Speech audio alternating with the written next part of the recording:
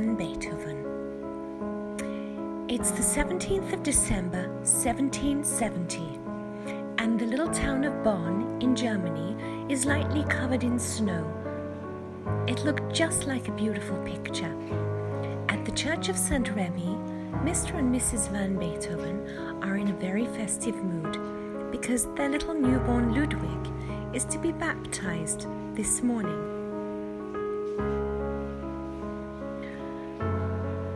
Made to stand at the piano, Ludwig is trembling and crying because his father wants his 7-year-old son to be a genius just like Mozart. He makes his son work extremely hard. "You must be prepared for your first concert in Cologne," he scolds. As for affection and love, poor Ludwig can't rely on his mother, who is always ill.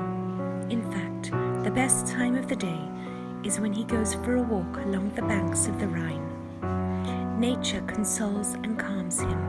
The beauty of the countryside is like sweet music. At school, young Ludwig struggles with his lessons. When he is 11, he leaves school for good. For the rest of his life, he finds even the simplest spellings and sums very difficult. But Ludwig thinks about only one thing: music. He is lucky because he now has the best teachers for the piano, the organ, the violin, and the viola. Today, Ludwig is celebrating his 12th birthday. His friend Franz gives him a very special present, a big book of poetry and some of Bach's musical scores. Immediately, Ludwig sits down at the keyboard. How wonderful! Every note seems to be whispering to him, "You too must compose, Ludwig. Write something." And so the years go by. At 17, Ludwig has become a brilliant musician. He makes a trip to visit Mozart in Vienna, taking with him his very best compositions. Mozart is very impressed by his talent and showers Ludwig with many compliments. Ludwig is now 19 and life is not easy.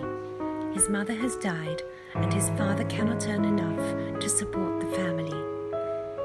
Ludwig plays viola in the Bonn Court Chapel and in the theatre, along with other many fine musicians.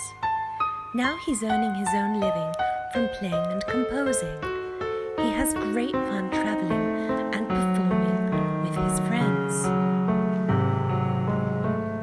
At 22, Ludwig gets to know Haydn. The famous musician makes him his friend and offers him valuable advice about composition.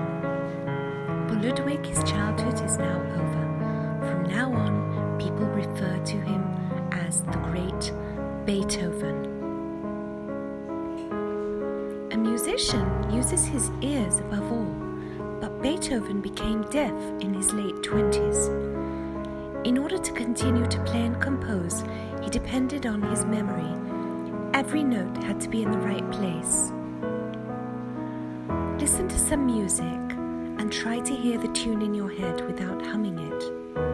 You will soon understand what determination and courage Beethoven